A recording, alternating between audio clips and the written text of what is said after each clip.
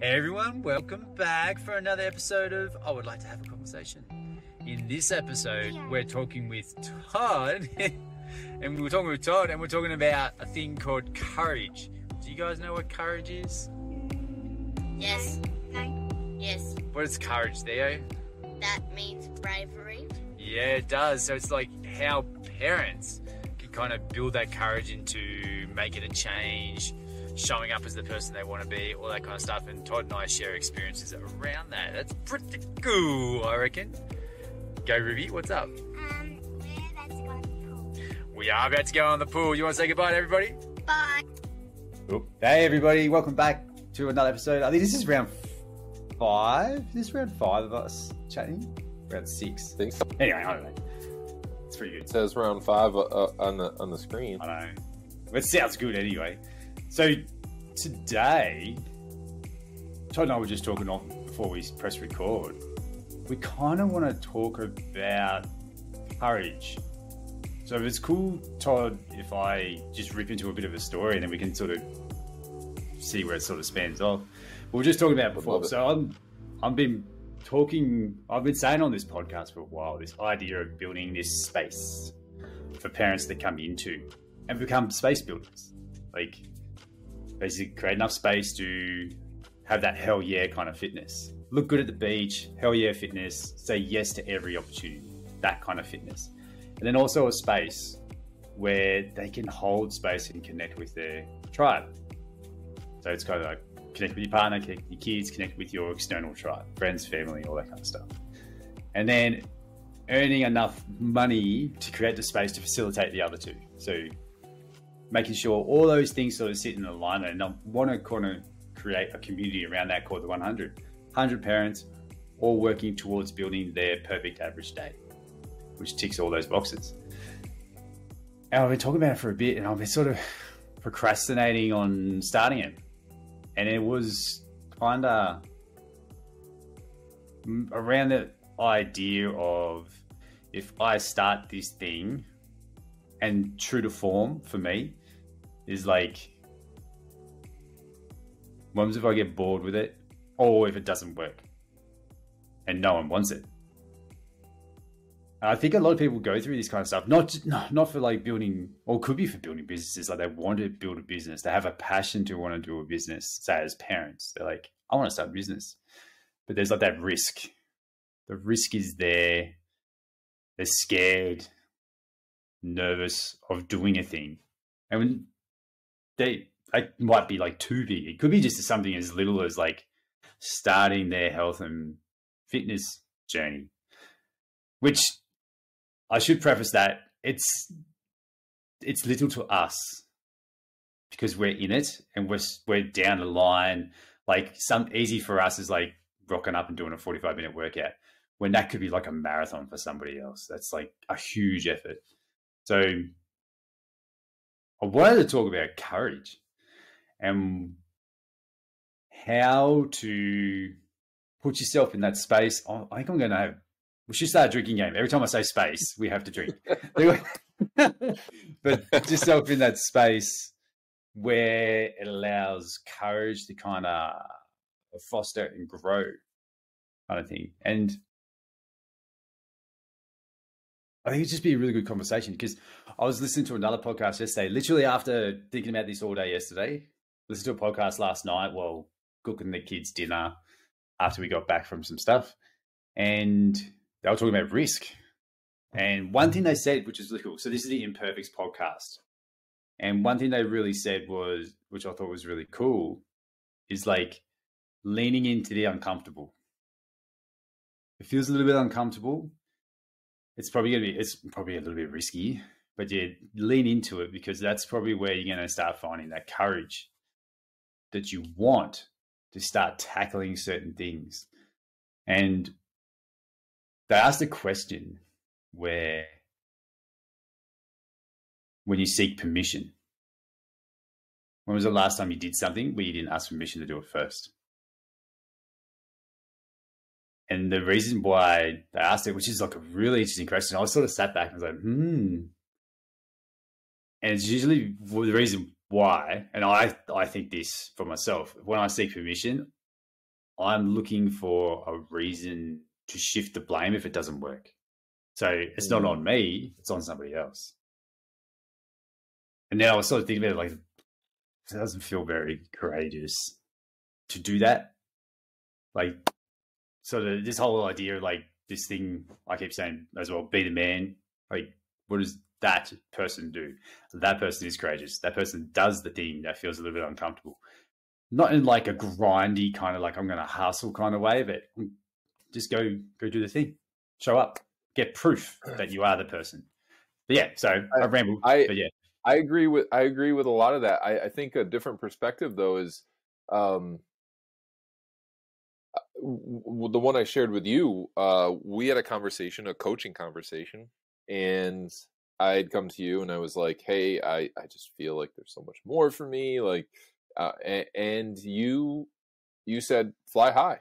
You said like, there's just fly high. And I wasn't looking, I don't believe that I was looking for permission to blame somebody. I had messaged you. I messaged you later that there was something internal that like switched in me that that I think relates to my father and not having. And I've gone on this really long journey. I remember being really lost when he passed away, and I was looking for like that father figure to like guide me. He was my North Star, and he just, everything just made sense when I was with him. And I went, like I felt lost for the longest time, but it was just, there's something that clicked inside when you said that, and I feel like it just gave me permission, my own self. Like you, even though you were like, it was like you saying it, but that gave me that permission to do something courageous. And that was like to put myself out there and grow as big as I wanted to grow, and realize, and I think there was more to it. What I realized was, and you kind of realize this in different levels, depending on where you're at, but the only thing holding you back is you. Yeah. I mean, when you get to the core of it, there can be some situational things that you feel is holding you back, but I feel like there's always, I don't want to say workarounds, but it just may take longer for some people. But yeah, I went off on a tangent there too, but I just wanted to give that perspective on like I still think it's courageous, no matter what, if it's the world giving you permission or you finally taking the courage or finding the courage to do that. But like you said, holding the space to allow for that in. I mean, this might go off in a direction that we didn't want, but how often are people creating that space? And with the fast-paced world that we live in, phones and distractions, I find, or I believe that a lot of people are missing out on opportunities to lean into that, or allow for that space for courage to come up and do something. And I think you hit the head on now, because we're in the business. There are a lot of people you get on calls with that feel so ready. And then when push comes to shove, when you offer that opportunity to work with them, there's something that clicks in their head that says, I'm not ready. And, yes. And that's really surprising for me, because for somebody who's been in the coaching space and has like every opportunity I can, I'm trying to reinvest in myself. It's taken me a while to understand their perspective. And it's such a, it's really cool.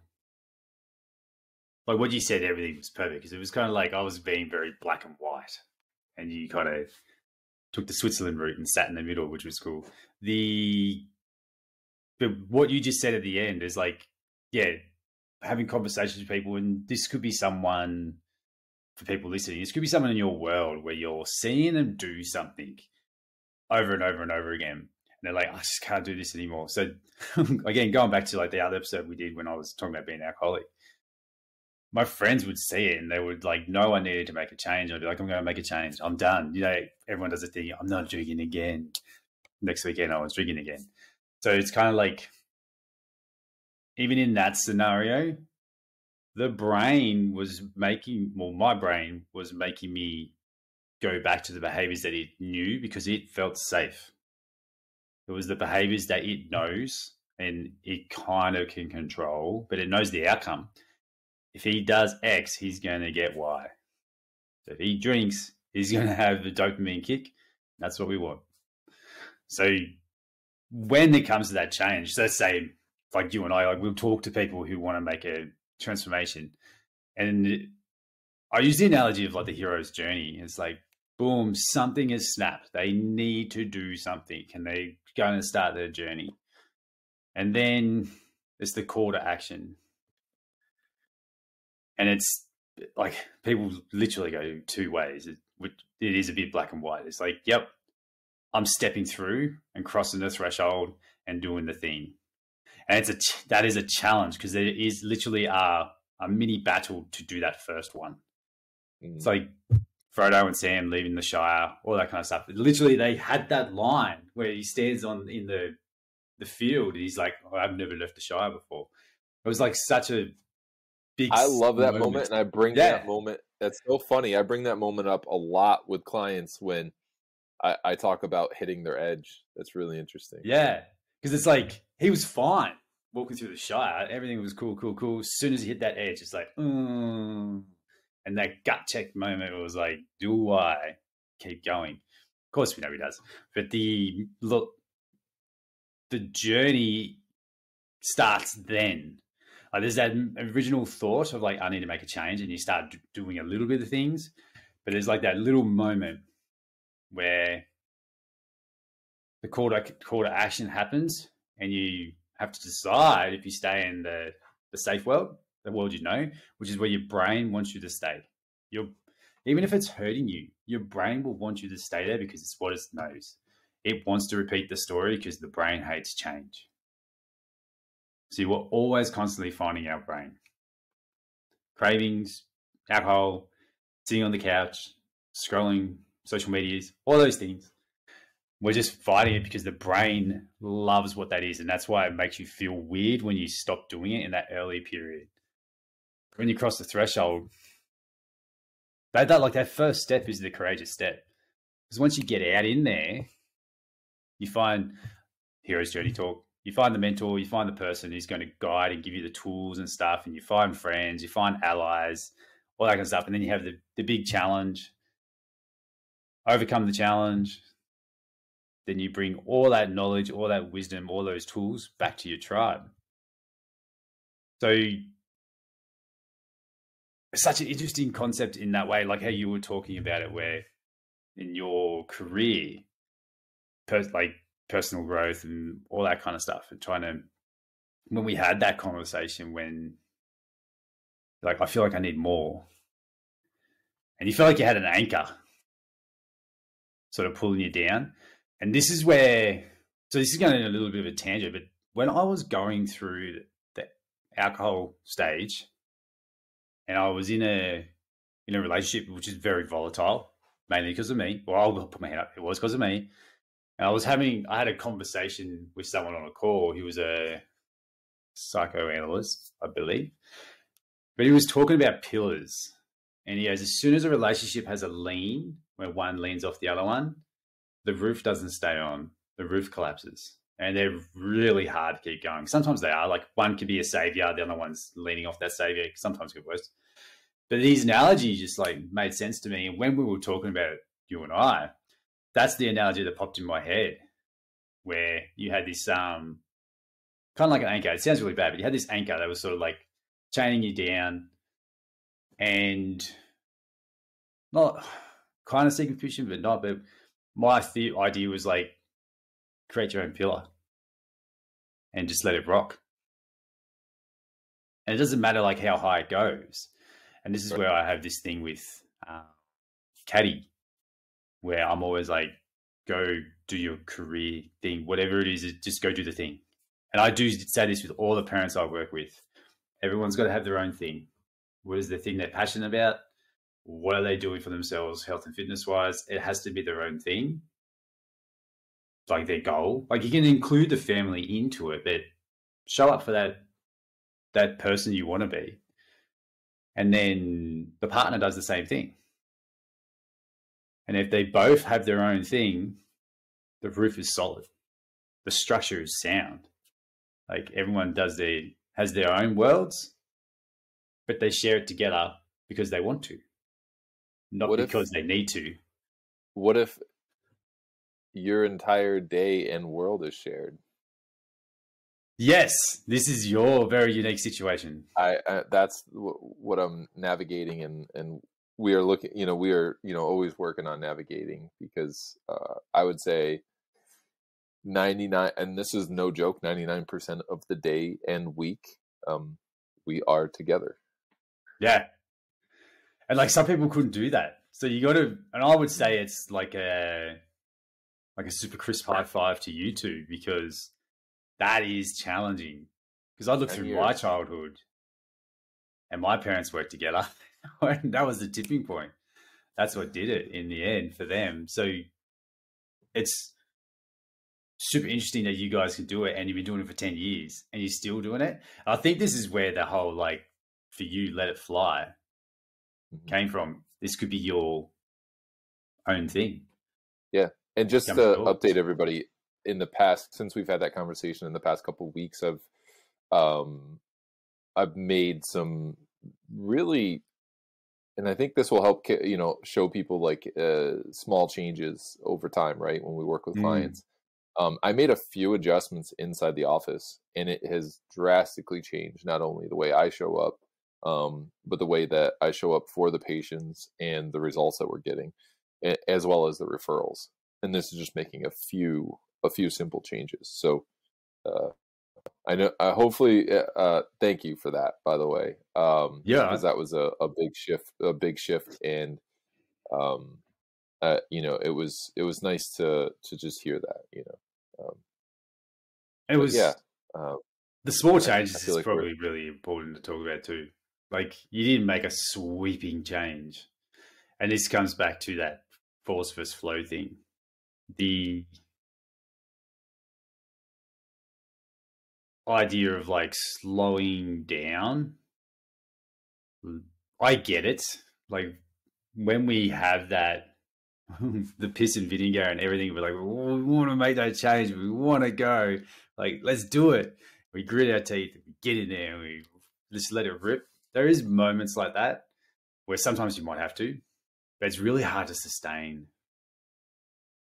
And the way you made those changes, I just felt was like super sustainable. Like we did it in a very reasonable way, if that makes sense. And it's kind of like when you step over that threshold, like leave the normal world, go into the exciting world. I can't remember what it's called now, but you cross that threshold and the call to action, you go into that special world, go in that special world. It might seem big, but it can be small steps. Like ideally there's small steps that you can do every day, and you just keep coming back and doing them, which is what you exactly did. And we're setting those things in place, and it's like, do enough of those things, find the right balance of those things, and then what does it look like on autopilot? And it's kind of what we do with other people. Do enough of the thing, find that balance that works for you, and then put it on autopilot and start working on the new thing. Like, what's the next exciting thing? What's the next tool you want to put into your toolbox?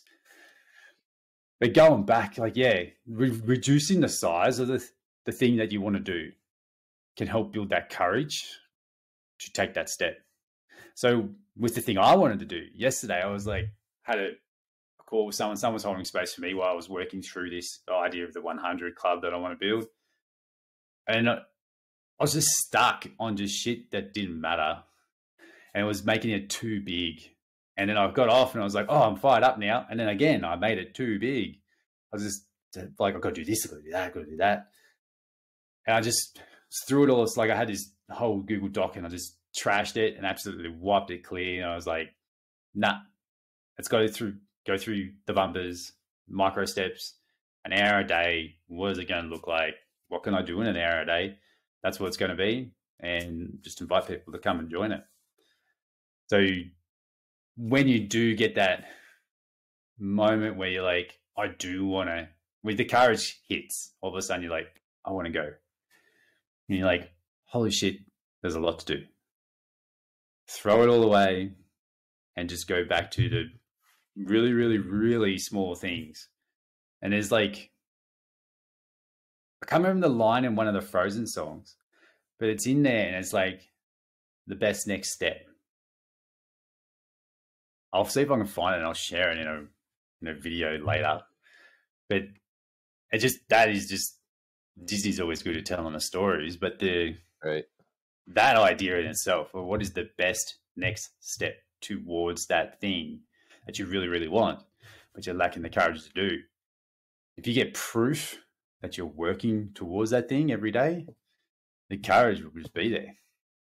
It's kind of like motivation, isn't it? Yeah. I think I love what you say about leaving yourself clues.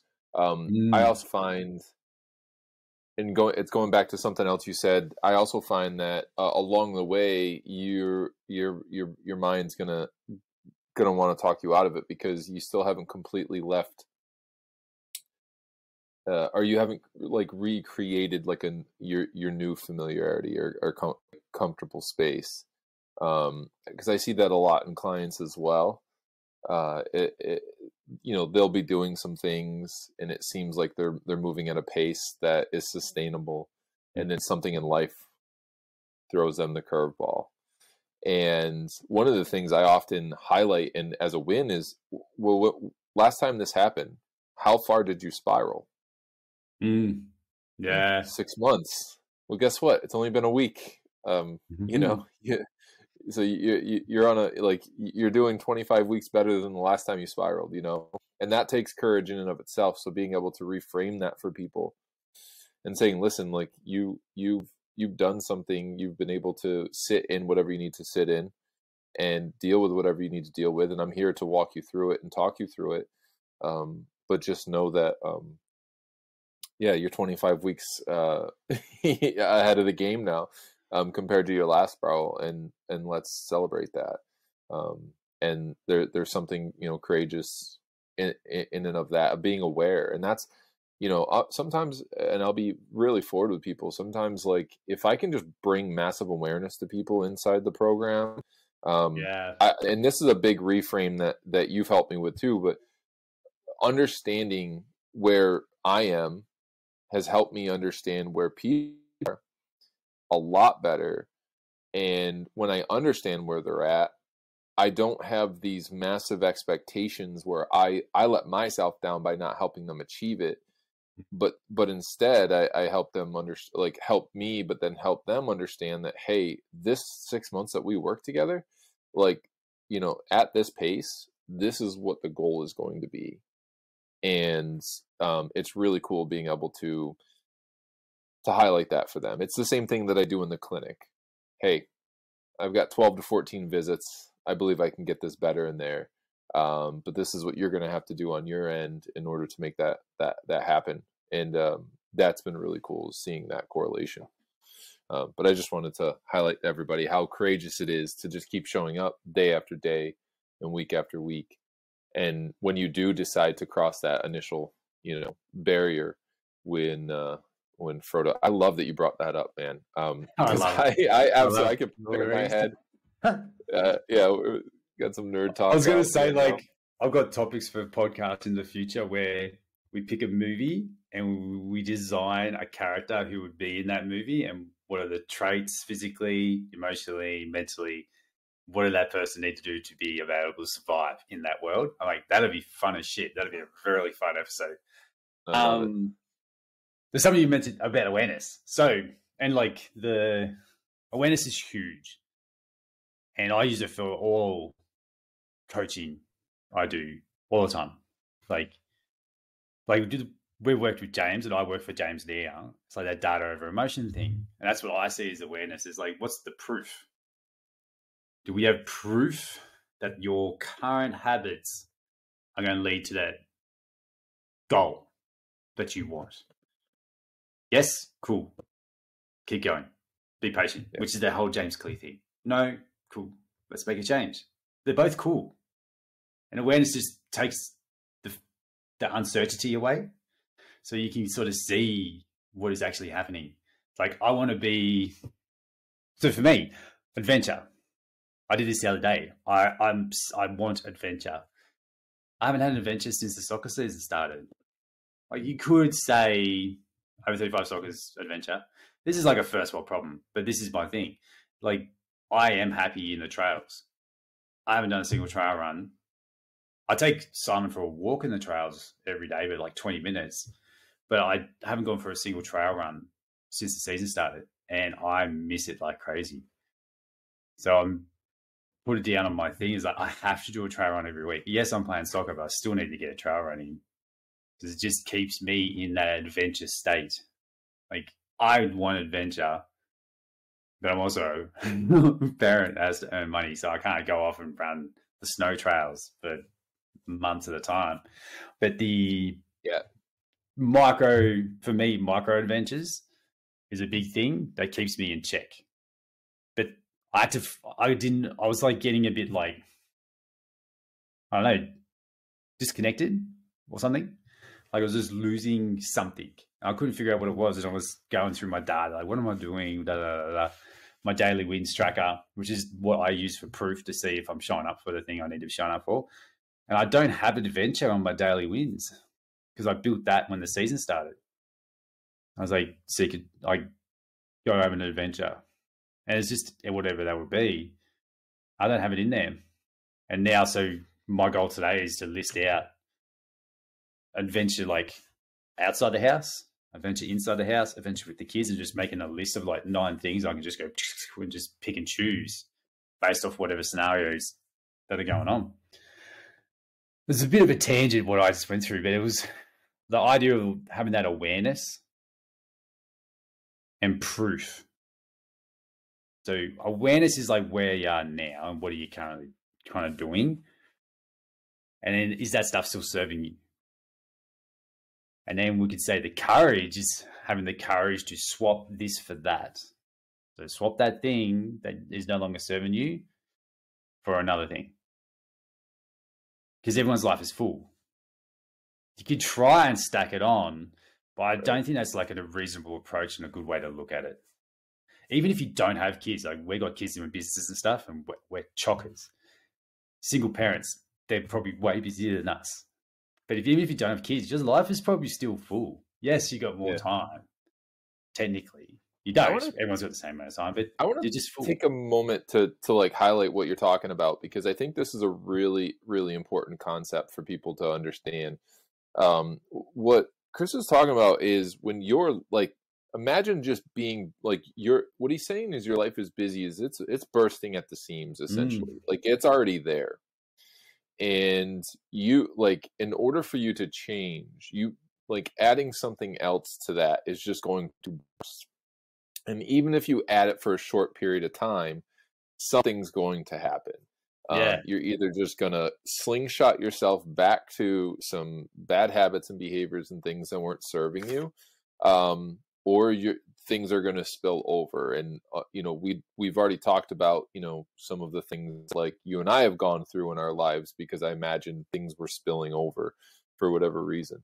And so what Chris is talking about is when we look to introduce something, and I love your 5-minute rule too. I've adopted that. But it's this idea that like these slow increment changes will drastically, improve your life, or however you want to, define that down the road. But when you bring in something naturally, because your life is so full, there is something that it's going to replace.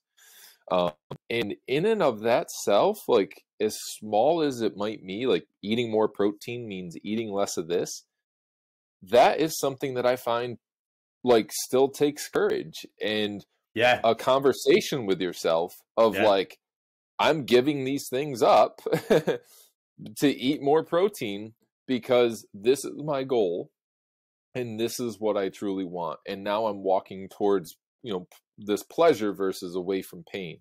But I just wanted to highlight that because I think that's really a really cool, important thing for people to see. And thank you for bringing it to my attention that most everybody's life is full. It's not like they're just sitting around, they've got what they want in their life and it's full. As humans, we tend to do that, right? We're just going to fill it up. And just having that awareness is allows for you to see, the analogy of something bursting at the seams, and that, in order for us to grow and change. But I think that, like you had mentioned before too, there's an opportunity to also grow or build our capacity. Yeah. And that's something, take the reins and talk about on that. But I wanted to highlight that whole concept because that's really important for people to, even myself, and through growth, like I'm trying to build my capacity. And what's really cool is I talk about this with my patients. Sorry, this is a tangent, but this is what I talk about with my patients. I say, I'm going to come in and remove your adhesion, which is going to then allow for you to be able to do the things that you want. It's also going to improve your capacity. And I just, it's, seeing all these correlations and all these connections in my life is really, really cool. It's super accurate. Like, I think it creates a better conversation. Like, we keep talking about conversations. When we start, whoever we're working with or whoever you're talking to a friend, like, I want to do this thing. Like, having that conversation is like, cool. Like, your life is full. So what are you going to give up to get that? It's not bad. Like, you can change the dialogue around it, like giving up. Like, what are you going to let go? That's mine. Like, I change it from what am I going to give up to what am I going to let go? That no longer fits the bill anymore. It doesn't serve anything. So friends and stuff listening will not believe it that much, but I let go of watching movies. I could watch a movie every day. Like 2 to 3 hours a day, I could watch a movie, but it wasn't for the person I want to be. It wasn't serving it anymore, but it was giving me a dopamine kick. So I only let go some of it. I moved it back to 1 or 2 times a week, and one's with the kids, and one is whenever I can squeeze in my own thing. But I know that sounds ridiculous, but movies after alcohol and burnout and all that kind of shit, movies become my thing. It was like my level up. But it was a masking tool again. And it took a bit of awareness to see it because I went into games as well. FIFA, I played FIFA and would just get sucked into that as well. But that concept of like, actually what I wanted to bring up was like, people get told they're not disciplined all the time. Mm. And I hear it a lot because I work with a lot of coaches who come into the online space, and they come from in-person coaching where people rock up and they just do the work and they go home. And they go online and like, people just aren't doing what I want them to do. They're not disciplined. And I challenge it every time. I'm like, I'm pretty sure they get up and brush their teeth, have a shower, and go to the toilet and wipe their ass. Look after their kids, feed their kids if they've got kids, go to work, all those things. They got discipline in so many areas. And when you change the question from like, what happens if their life is already full and what you're giving them doesn't fit? It completely changes everything. So anyone who's listening, coach or no coach, like if you're wanting to change something, the first question should be like the first process is like, okay, my life's full. What do I tweak? Like, what am I going to shift this for that? And that 5-minute rule, that for me, when I became a dad, was like a game changer for me. 5 minutes here, 5 minutes there, and you can stack them. You can add in as many 5 minutes as you want as a friction point, and then you found your happy period for a while, and you find that easy way of showing up for whatever that thing is. So for me, the 5-minute rules coming into effect for something else I'm working on, which is like this 100 Club and building content and videos and coaching for people who want to come into it. It's going to be the 5-minute rule. I'm like, whatever I've got to teach, it's got to take 5 minutes. Because if they want to learn it, they learn it and take action inside that 5 minutes, ideally. And it's like everyone talks about, like the James Clear's is the 2-minute rule, so his is even shorter than that. There's like a book I think I've mentioned before with you, like the 1 Minute Father, which is based off the 1 Minute Manager. That whole thing's about 1 minute. Technically, it's like a minute here and then there's a minute there. It's all 1 minute stuff. Like reducing the size of the thing to take the overwhelm and the amount of force it takes to get moving away. That's probably the biggest thing. So it's like, yeah, get awareness around the fact that your life is full. And then look at your life and go, what's something I can trade off that I don't really give two shits about, and move it over here. And it's choice then. Once you get to that stage, you're not a victim anymore of the circumstance of your life, so to speak. You can decide not to do it, but you're not a victim. You choose. So you don't have the choice. You don't have the option to complain about it anymore, which I think is powerful. It's interesting to see people still play that because of what they feel like they have to let go of. Yeah. You know, I don't see it as much but you still see it like, oh, I can't do this anymore. Like, yeah. Like, or if that means that much to you, let's choose something different, you know? Yeah. And I remember going through this, you know, there was a lot to give up. TV in the bedroom.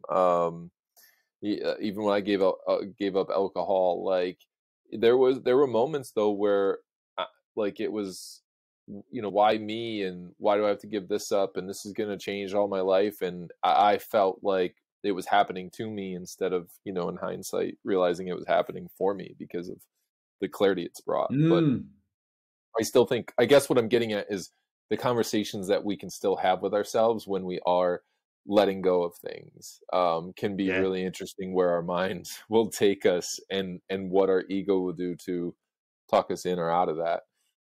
And I guess, like, to give tools to people, let's think about some tools. Like, as you go and create this courageous act to make a change, and you've got awareness, you know your life's full, you got to make a trade-off.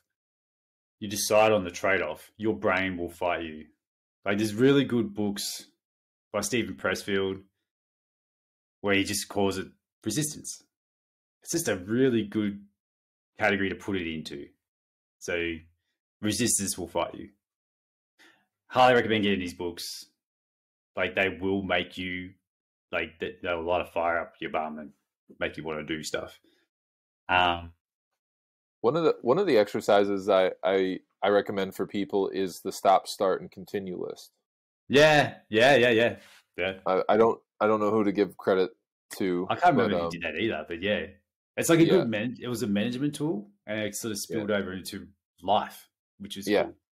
Yeah, I was using it for business, but then I recognized that it could be used in this way as well when you're looking to make a change. So it'd be like, when you do decide on the change, like a really good journal prompt that BG from King's Crew gave me is, why is the current situation I'm in the right situation to be in for me right now? And why am I going to make it through? So it's constantly like, it's changing the dialogue in your brain. It's like, yeah, this is uncomfortable, but why am I going to be able to get through it? And you're literally writing a story to yourself of like why you're awesome. Which I think is pretty cool, because everyone's got their level of awesome. Like, no one can tell you how much awesome you are besides you. And no one can tell you how shit you are besides you. So to change and rewire that brain pattern, that story that keeps coming up, that keeps you from wanting to make that change, that keeps you in the ordinary world, in the hero's journey kind of talk. That's another thing. If you Google hero's journey, you'll see exactly what we're talking about. You'll be like, oh my God, literally my whole life is like this. And you'll see everything just sort of makes sense. It's like, it just gives you like a path. And then, so yeah, that journal prompts, asking yourself better questions. But the questions have to be in the sense of how, like, why, in the present tense, why did I fix it? Why am I breaking through this time compared to last time? And then that, over time, like for me, when I started doing this, it shifted in like days. Straight up, like my mood just changed very quickly. And once the mood changes and you're constantly putting yourself in the feelings of the person who's achieved the thing you're after, it's going to happen anyway. Because you're constantly just telling your brain, like, this is who I am. And it's going to allow you to do it. But if you sit in the ordinary world and just think about the things that you're letting go of and how much you're missing them, you're just going to go straight back to them. It sounds so simple, which it is, but it gets dismissed. So that simplicity bias, it's so simple, it can't possibly work. Right. But I think that's probably the courageous act. Like when you want to do or create that change, is teaching your brain through journaling or just writing it down, asking yourself questions and answering those questions as the person who's already achieved it. That's in itself is pretty courageous because it will be hard. Like it's hard for people at first. Like I know I'm working with a dad now who's really struggling with it. So I just keep giving him variations of different questions where he doesn't really know I'm doing it, but I'm just teasing out of him how awesome he actually is at what he's doing. Stay-at-home dadding, like 1 million foster kids in his house. Like he's just put himself into a bit of a rut. And the journal prompts are like, this is why you're going to get through. This is where you're going to be. This is why you're the fucking man, because you're doing all this stuff while juggling all this stuff. And just constant rewiring. And I can see, like, it takes a little bit of work for people, especially depending on the hole they're in. It takes a little bit of work, but you can see the positive changes happening. And you're going to bounce. Like Lord of the Rings. Setbacks. Setbacks are a guarantee. It's just the next domino to knock over, which is cool. Yeah. Because you're building tools on the way to it, which will allow you to knock that domino over. I'm getting a lot of analogies which are flip-flopping around all over the place, but I was just thinking about it. Again, the courageous act, is the change, but I think it's also like writing down, like, why are you going to get it? Because you're awesome. Why are you awesome? Tell yourself why you're awesome. And it will keep changing and rewiring your brain, not in the ego sort of thing, but you can do it. And then you collect proof every day that you did do it. So those two things will get you where you want to go, guaranteed. It's interesting you talk about the courageous of it, because last night I was on a coaching call, and it was with a client that had a rough week, and we discussed journaling. I didn't give her like necessarily, it wasn't any prompts per se, but it was about unpacking some of the things that had happened over the week and how she felt and how it made her feel. And she made a comment. She said, that can be really scary. And I was like, I know our mind can be a really scary place. But, I think it's, not to misquote but like with young, and what I went on to explain with her, and I think from just journaling in general, but I was telling her, like, I feel like every human is trying to shine their bright so light, and they have such a hard time feeling that they can show up and do that on a consistent basis. And through my own journey, what I recognized was it's important to go look at this dark, or these shadow aspects of ourselves, because, and I explained to her, I was like, it's on a continuum. And the way I understand it is like, if this is the middle and you've only explored this much of the darkness, or aspect of your shadow, then this is this is the only amount of bright that can shine. And so, and I said, so let's go deeper, let's go deeper down the rabbit hole, if you will, and then start to integrate that, and when you do integrate it, you'll have an opportunity to shine your light, and then this goes back to, or a way to say it is holding space for your tribe. Yes. So I think the more that you understand who you are and how you show up in the world, because you've gone and looked at these things, it allows for you to hold that space for you, your tribe, your family, and all that. And I think that's what's really cool. And I think that's something that both of us are looking to achieve, not only for ourselves and the communities that we serve, but also to help those that do cross paths with us. So it's like that Schwarzenegger's new book, that Be Useful. Super, like, it's a very good book too. I haven't read it completely because I'm on a no information diet at the moment. But Todd and I were just talking about that before the call, which is funny.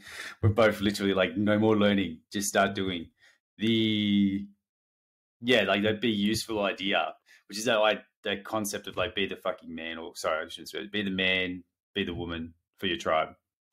Like, what is useful? Like having presence, space, capacity to support your tribe physically, mentally, emotionally. And then those things, when they get put in place, it's not like a highlight reel. This is a weird thing. It's kind of like, it's sort of, it's like a safety net where you're the safe place to catch people when they fall, only because you've got the tools and everything and capacity to do so.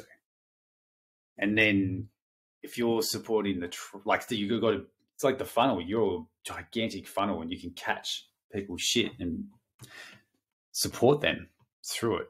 You don't have to figure it out for them. You're just there to support your tribe through it.